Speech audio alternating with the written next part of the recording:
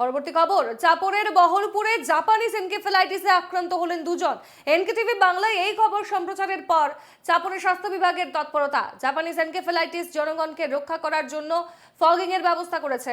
পরবর্তীকালে fogging machine বিকল হয়ে পড়ায় ধুবড়ী থেকে ফগিং মেশিন এনে জেলা স্বাস্থ্য বিভাগ আক্রান্ত দুজনের বাড়ির চারদিকে ফগিং এর ব্যবস্থা করেছে। তাছাড়া ওই এলাকাতেও ফগিং এর ব্যবস্থা করেছে স্বাস্থ্য বিভাগ।